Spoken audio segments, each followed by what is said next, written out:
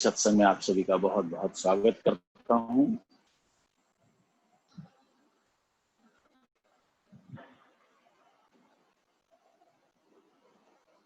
हमारी चर्चा पतंजलि अष्टांग योग के माध्यम से प्रकृति से परमात्मा की ओर चल रही थी। पतंजलि के 5वें मुख्य अंग प्रत्याहार पर हम चर्चा कर रहे थे और उस प्रत्याहार की चर्चा में हमने जो जाना वो ये जाना कि ये यात्रा बाहरी जगत से भीतर की ओर की है और उसका माध्यम इंद्रियां हैं। मन की चालाकियां, जरा सा भी उसे अगर हमने रास्ता दिया तो निकल भागता है। और ये यात्रा है प्रत्याहार की कि कैसे हम बाहर से भीतर की ओर जाकर हम तटस्थ हो जाएं, ध्यानस्थ हो जाएं, प्राणस्थ हो जाएं भीतर, जिससे कि हम जो बाद के जो 3 अंग हैं उन पर यात्रा हमारी आसान हो जाए, धारणा, ध्यान, समाधि, और हमारे सारे समाधान हो जाएं। इसकी ये यात्रा है। आज भी हम उसी प्रत्याहार पर ही चर्चा करेंगे और बहुत महत्वपूर्ण बात है जो इस अंग की है।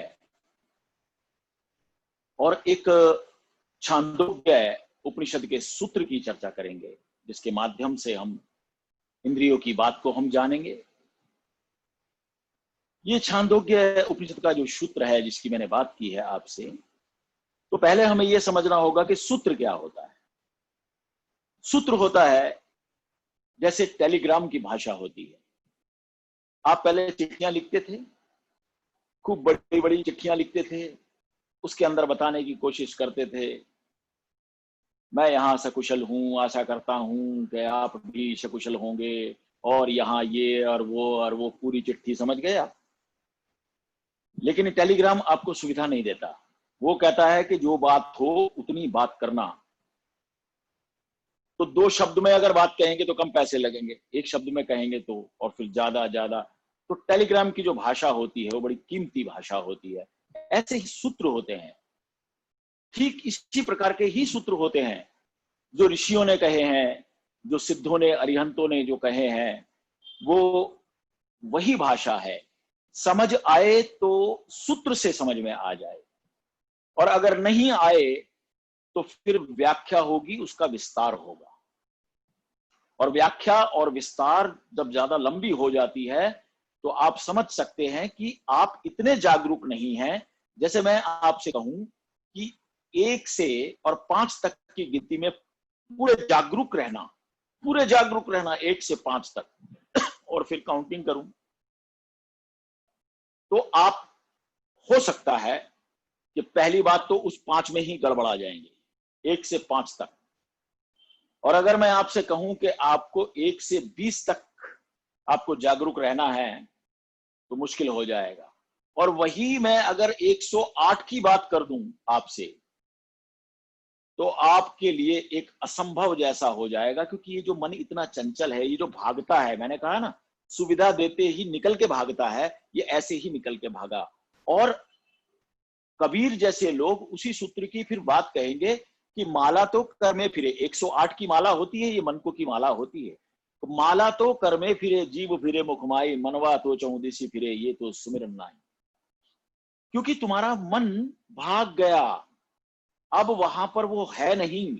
हाँ, माला जरूर फिर रही है लेकिन वो है नहीं वहां पर। तो ऐसे ही जो सूत्र होता है, अगर वो सूत्र हमें समझ में आ जाए तो हम थोड़े भी जागरूक होते हैं तो हमें समझ में आ जाता है सूत्र। और अन्यथा जब उसकी व्याख्या होती है, उसका विस्तार होता है, तो आपके लिए बहुत मुश्किल हो जाती है, क्योंकि जागना बड़ा मुश्किल है। उस पूरे ग्रंथ में, उस पूरे पाठ में कैसे जागोगे आप? उसमें वही फिर त्रुटियां आ जाती हैं, वही तुम्हारी बीच में खंड खंड होने की, थोड़ा आज पढ़ा, थोड़ा कल पढ़ा, थोड़ा परसों पढ़ा, कितना ही रिकैप दो लेकिन फिर भी आपका वो मुश्किल हो जाती है। तो ये जो सूत्र होता है, इस सूत्र को ही अगर हम समझ लेते हैं तो बात पूरी हो जाती है। जैसे मैं आपको उदाहरण के लिए मैं आपको कहना चाहूंगा, नानक ने एक सूत्र दिया, एक ओंकार सतनाम, बात फिनिश। लेकिन आप कहेंगे कि बात फिनिश कैसे, हमको तो समझ नहीं आई। तो नानक कहेंगे तो ठीक है, कोई बात नहीं, समझाते हैं। कर्ता पुरख निर्भव निर्वैर अकाल मूरत अजूनी सैभंग, स्वयं भू है, अपने आप से पैदा होता है, एक ओंकार सतनाम। यहां तक समझ में आया? नहीं समझ आया? तो वो कहते हैं कि सतगुरु प्रसाद, ये सतगुरु का प्रसाद स्वरूप आपको ये मिलता है, ले लो जाके। आप कहेंगे कि समझ नहीं आया। तो फिर आगे विस्तार होता, व्याख्या होती, कहते आदि सच जुगादि सच है भी सच, नानक होसी भी सच। एक ही सच था, एक ही सत्य है और एक ही सत्य रहेगा। बोले नहीं समझ में आया। अब नहीं समझ में आया तो इसके आगे फिर व्याख्या होगी और व्याख्या होगी इसकी, और उस व्याख्या में कहा जाएगा कि सोचे सोचना हो गई जे सोचे लख बार। तुम इसे सोचने की जो चतुराई कर रहे हो, तुम जो सोच रहे हो, लाख बार सोचे चुपिया चुप न हो वही जे लाई रहा लिवतार। तुम मौन व्रत रखने की कोशिश कर रहे हो, नहीं होगा। भुकिया भुक न उतरी ज बन्ना पुरिया पार, सहज सियाणपा लख होवे तईक न चले नाल। हुक्म रजाई चलना नानक लिखिया नाल। बोले जी कुछ कुछ तो समझ आया, लेकिन अभी समझ में नहीं आया। अब यहां से फिर वो व्याख्या शुरू होती है और सारी अष्टपदियां शुरू होती हैं, सारे महले शुरू होते हैं और उसकी पूरी व्याख्या होती है। लेकिन फिर भी हमारी सहूलियत के लिए कि कब न जाने चेत आ जाए हमें, उसके ऊपर पहला पृष्ठ पलटते के साथ ही जहां से व्याख्या शुरू होती है उसके ऊपर लिख दिया जाता है एक ओंकार सतगुरु प्रसाद। चाहो तो जपू जी का एक एक पूरा पन्ना पलट के देख लेना, सबसे ऊपर लिखा है एक ओंकार सतगुरु प्रसाद। बात तो पहले वाले में समाप्त हो चुकी थी, याद रखना, पहले सूत्र में ही एक ओंकार सतनाम। इसीलिए नानक हमेशा एक की तरफ इशारा करते हैं और हाथ पर बनाए रखते हैं यहां बीच में ओंकार। यही सत्य है, यही सब कुछ है, यही उपनिषद का ऋषि जैसे एक बात कह के बात पूरी कर देता है, हरि ओम तत् सत। तत्व भी यही, सत्य भी यही, संसार भी यही, परमात्मा भी यही, प्रकृति भी यही, परमात्मा भी यही, एक हरि ओम तत्सत। शायद आपने इस तरीके से सोचा नहीं होगा, लेकिन इसकी व्याख्या इसी तरीके से होती है। और जब वो समझ में नहीं आता तो विस्तार होता है। एक का नहीं, सभी ग्रंथों का, सभी ग्रंथों का। और सभी ने सूत्रों में बातें कही हैं। पतंजलि अष्टांग योग के भी सूत्र हैं, कबीर ने भी सूत्र कहे हैं, और ऐसे ही सूत्र हैं कि एक बात में, एक सूत्र में टेलीग्राफिक भाषा में बात पूरी हो गई। लेकिन दिक्कत क्या होती है, इसकी व्याख्या जो सूत्र की करनी पड़ती है, विस्तार जो करना पड़ता है, वो इसलिए क्योंकि हम जागरूक नहीं हैं, हम होशपूर्ण नहीं हैं, हम बीच में गैप कर देते हैं, हमारा मन भाग जाता है। इसीलिए आप कभी देखना, मेरी ही बातों को जिसे आपने 1000 बार सुना होगा, लेकिन कभी आप ये कह उठते हैं ये बात थोड़ी इसका मतलब मिस कर गई। इस बात में क्योंकि कितनी बार बताई होगी, लेकिन पता नहीं मैंने क्यों नहीं सुनी। और इसीलिए आपको जो लोग कहते हैं कि आपका हर सेशन हमको नया लगता है, आप कहते हैं कि मैं तो वही बोल रहा हूं, क्योंकि बात बोलने के लिए और है भी क्या, कोई ज्यादा बात थोड़ी है, बात तो उतनी सी है, लेकिन तुम अपनी बेहोशी के कारण उसे मिस करते हो। और संत उसे बार बार बार बार यस करते हैं, तुम्हें बताते हैं, बार बार तुम्हारी इशारा करते हैं उस तरफ। लेकिन कभी किन्हीं क्षणों में तुम जागरूक होते हो तो तुम बात को पकड़ जाते हो। इसीलिए तो व्यक्ति के परम ज्ञान की घटना घटने में भी थोड़ा सा ही समय लगता है। कहते हैं कि लाउत से पेड़ से पत्ता जितनी देर में नीचे गिरा और लाउत से उपलब्ध हो गया।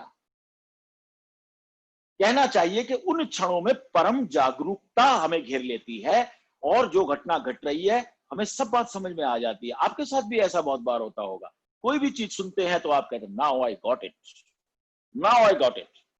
बात सिर्फ समझ आने की, बात कुछ नहीं है, ना शास्त्रों की है ना किसी की, बात सिर्फ समझ आने की है। और आपको मैं बताऊं, कि मैं आपको ये व्याख्या इसीलिए कर रहा हूं क्योंकि मैं उनमें से एक व्यक्ति हूं। जब कोई व्याख्याकार जब व्याख्या करता है, कबीर करे कोई भी करे, तो पहले ही सूत्र में सारी बात जो समझ में आती है भेजा घूम जाता है। इतने ज्ञानी, इतने ज्ञानी। कबीर का मैंने वचन सुना, उन्होंने कहा कि जाति हमारी ब्रह्म है, माता पिता है राम, ग्रह हमारा शून्य में, अनहद में विश्राम। बात खत्म। कोई चीज बचती नहीं उसके अंदर। मैंने सुना तो होश उड़ गए मेरे। जातियों के झगड़े, पातियों के झगड़े, हिंदू मुसलमान संप्रदायों के झगड़े, धर्म एक है लेकिन ये तो संप्रदाय हैं, वगैरह वगैरह वगैरह। तुम कौन जात हो, ये कौन जात है। कबीर कहता जाति हमारी ब्रह्म है। झगड़ा निमटा दिया एक ही बात में कहते, जाति हमारी ब्रह्म है। माता पिता, तुम्हारे माता का क्या नाम, तुम्हारे पिता का क्या नाम, जिसने तुम्हें पैदा किया है। अब जिसने पैदा किया है जैसे उसके जीन्स होंगे वैसे ही तो तुम्हारे भीतर चीजें आएंगी। ये और कितने झगड़े। मेरे माता पिता को ये बीमारी थी, अब इसमें मैं क्या कर सकता हूँ, ये तो जेनेटिक प्रॉब्लम है, ये तो फलाना फलाना फलाना। वो कहते हैं माता पिता है राम, ग्रह हमारा शून्य में। अब भाई रहने के लिए जगह चाहिए, कोठी है, बंगला है, कहाँ रहें कहाँ ना रहें, आसपास का एनवायरनमेंट ठीक हो, सारी चीज हो, चाहे एक रहने के लिए एक छोटा सा घर ही मिल जाए वगैरह वगैरह। वो करा, ग्रह हमारा शून्य में। विश्राम कहाँ करें भाई, विश्राम कहाँ करें, सारा तो विश्राम का झगड़ा है। शांति कहाँ है, कहाँ हमको विश्राम मिले, कहाँ पर पढ़ के सो जाएं, कहाँ पर एक दो पल का आराम मिल जाए। उसके लिए हम जगह जगह तलाश करते हैं, ऐसे सोएं ऐसे सोएं। अनहद में विश्राम। किस शास्त्र की जरूरत है मुझे बताना जरा। मुझे तो कभी शास्त्र की जरूरत पड़ी नहीं इसके बाद में, कि ये तो बात ही पूरी काम ही खत्म कर दिया। उसके बाद जब मैंने भी जब समझाना शुरू किया, मैंने बताना शुरू किया, तो लोगों ने जब विस्तार किया, आप कौन हैं, आपकी क्या जाति है। अरे मेरी जाति से क्या करोगे, मैं कौन हूं। बोले नहीं, आप तो कुछ बढ़िया परिवार से है ना। क्यों बढ़िया, क्या उपलब्धि नहीं होता, बढ़िया के पास क्या आत्मा नहीं होती, या उसके पास सिर्फ जो है वो कंजूस मक्खी चूस जैसा एक मन होता है, बस आत्मा नहीं होती उसके पास। और फिर हमारे पलटू बनिए को क्या कहोगे। ओशो ने कितनी व्याख्या की, पलटू बनिया, जिस पर मैंने ये कहा पलटा, प्रत्याहार, उसका नाम ही इसी पे पड़ेगा, पलटू। गुरु ने कहा कि पलटू पलट, बाहर कुछ नहीं है, भीतर की तरफ पलट। तो कबीर कहता है जाति ना पूछो साधु की। मेरी जाति क्या पूछते हो, जाति ना पूछो साधु की, पूछ लीजिए ज्ञान सत्य। मोल कलो तलवार का, वो जो भीतर तलवार है, तलवार, वो जो ज्ञान की तलवार है, वो जो तुम्हारे दुखों को काटती है। ज्ञान की तलवार का और कोई काम नहीं है जो तुम्हारे समस्त दुखों को काट सकती है। मोल करो तलवार का, पड़ी रहन दो म्यान। ये लो, 4 सूत्र में बात खत्म कर दी। दो लाइनें तो हैं ये। जाति ना पूछो साधु की, पूछ लीजिए ज्ञान। मोल करो तलवार का, पड़ी रहन दो म्यान। सारे दुख कट गए, सारी पीड़ा कट गई। ज्ञान पूछ लिया, वो ज्ञान तुम्हारे पास आ गया, अब ज्ञान की तलवार बनी और उसने तुम्हारे सारे दुखों को काट दिया। ऐसे सूत्र होते हैं पूरे, चाहे वो कृष्ण कहें, चाहे वो पतंजलि कहें अपने अष्टांग योग में सूत्र। और पतंजलि ने तो हद कर दी। देखो प्रत्याहार, कई लोग कह रहे हैं कि प्रत्याहार में इतना छुपा था माल, हमें पता ही नहीं, आप बोलते चले जा रहे हैं। अरे मैं बोलता इसलिए चला जा रहा हूं क्योंकि तुम कहीं से तो पकड़ो।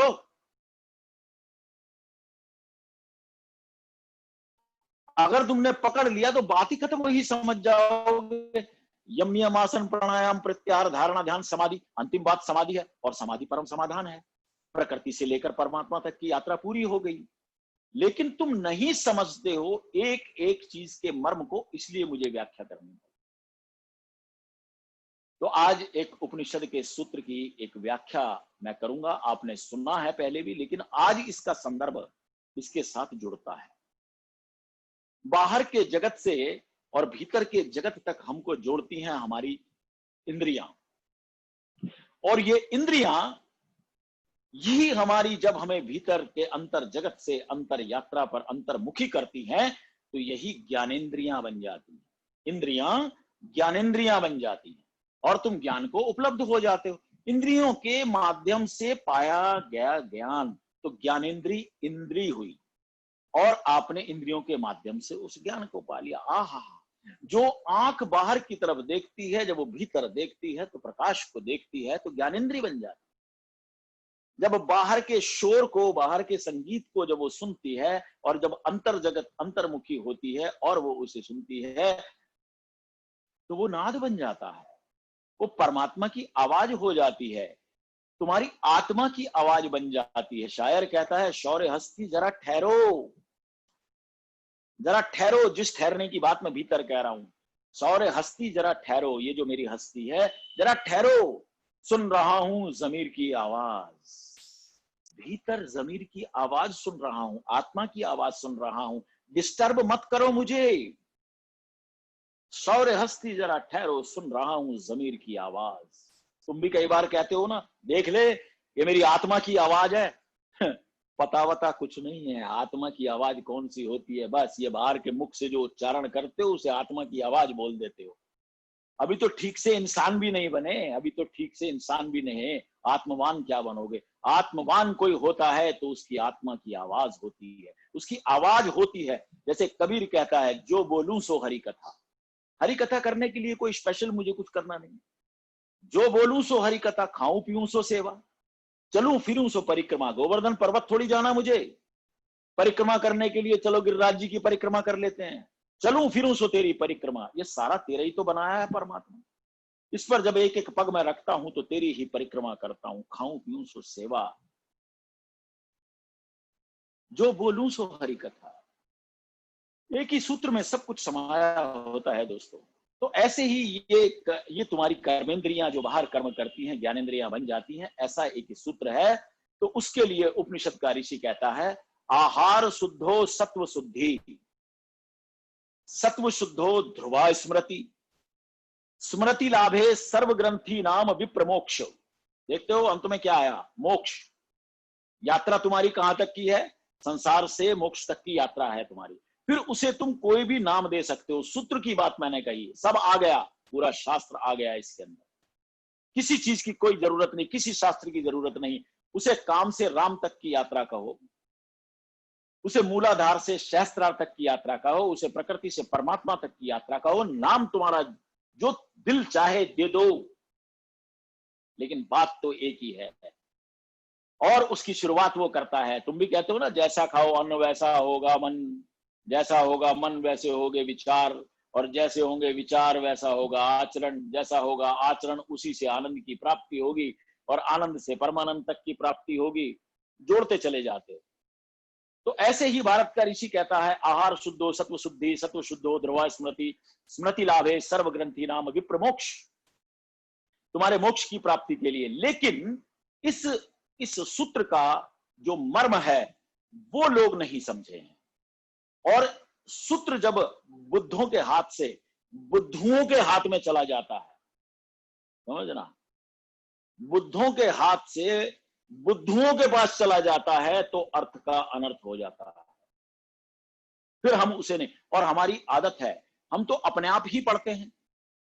यही तो कर रहे हैं, रामायण का पाठ पढ़ा, गीता का पाठ पढ़ा, बस उसको पढ़ा, उसके मर्म को नहीं समझा, तो बुद्धुओं के हाथ में पड़ जाता है। तो ऐसे ही ये सूत्र भी बुद्धुओं के हाथ में जब पड़ा तो उसका अनर्थ हो गया। आहार शुद्धों सत्व शुद्धि का मतलब है आहार जो हम बाहर से लेते हैं, आहार जो हम बाहर से लेते हैं, खाना। तो हमने सिर्फ खाने पे ही बात समझ ली कि आहार मतलब बाहर का खाना। उसको शुद्ध कर लो तो सत्व की शुद्धि हो जाए। सत्व माने सत्य, जो मेरा होना है, that is my original being, जो मैं हूं, आत्मा। सत्व सिद्धि, पालिया, अकॉम्प्लिश। आहार शुद्धो सत्व शुद्धि। लेकिन इस आहार को एक बात समझ लेना, इसे समझा नहीं गया। ये खाली बाहर से मुख में जो आहार जाता है, जो जीवा हमारी लेती है, वो एक इंद्रिय, और मजे की बात यह है कि एक इंद्री है, उसका काम सिर्फ और सिर्फ 5% का है। तुम्हें सुन के बड़ी हैरत होगी। और उस 5% में ही जब कोई अटक जाएगा तो 95% का लॉस हो जाता है। तो 95% जो उसका अर्थ होता है वो तो आप समझे नहीं, एक 5% में अटक के रह गए और उसी के हिसाब से आप चल पड़े, उसी को शुद्ध करने के चक्कर में पड़ चुके। क्यों? ये जो हमारी 5 इंद्रियां हैं, रस रूप गंध शब्द और स्पर्श, इसमें सबसे महत्वपूर्ण जो इंद्री है वो हमारी आंख की इंद्री है। 80% आहार हमारी आंख लेती है बाहर से। ये सब बाहर से लेती हैं, वो उसको आहार कहा है। खाली मुंह से आहार खाने की बात नहीं है कि कोई उसमें अटक के रह जाए। 80% आहार हमारी आंख लेती है, जो बाहर से लेती है, और बाकी चारों इंद्रियां 20% लेती। उसमें से एक इंद्री जो तुम्हारी जिह्वा की है वो खाना होता है, जिस पर हम अटक जाते हैं। मैंने व्याख्या की थी, ज्यादा व्याख्या नहीं करूंगा। वही व्रत वगैरह, उपवास वगैरह, ये जो आप रखते हैं, क्या खाना क्या नहीं खाना, फिर उस खाने में मन की चालबाजियां, और आप खाने में व्रत का भरत कर लेते हैं, पूरी तरह से भर लेते हैं उसको, और तो कुछ आता नहीं है। और फिर उसके बाद आलस्य घेरता है, फिर होश गायब, सब कुछ करप्ट हो गया, पूरा सिस्टम ही करप्ट हो गया। जैसे कई बार तुम्हारा कंप्यूटर हो जाता है ना, बोले जी मेरा तो सिस्टम ही करप्ट हो रखा है पूरा का पूरा। ऐसे ऐसे इंसान का सिस्टम पूरा का पूरा करप्ट हो जाता है। क्यों? क्योंकि आपने अर्थ का अनर्थ कर दिया। जब हम बाहर की यात्रा पर निकलते हैं और हम देखते हैं कि बाहर से भीतर जो जा रहा है, हमारी आंख ले रही है, हमारे कान ले रहे हैं, हम क्या सुनते हैं, हम क्या खाते हैं, हम क्या स्पर्श करते हैं, इन सब चीजों में भयंकर भयंकर भयंकर बात है।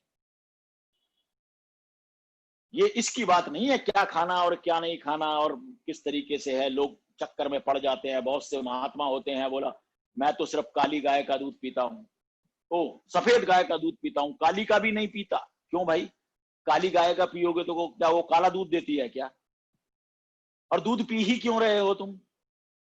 अगर गाय घास खाती है, कुछ करती है, तो तुम भी कुछ हरा भरा चारा वारा खा लो ना, डायरेक्ट दूध बना लो। इसमें क्या आफत आ गई? इसमें क्यों बेचारी गाय को परेशान कर रहे हो, उसको जो है इतनी परेशानी दे रहे हो?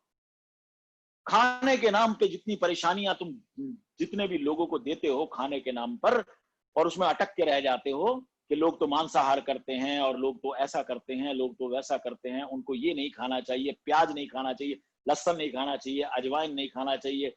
किसी का भीतर खराब हो गया, सिस्टम करप्ट हो गया, उसको लहसुन खाने को बताया, बोले हे राम, लहसुन मतलब ही नहीं पैदा उठता, मरते मर जाएंगे।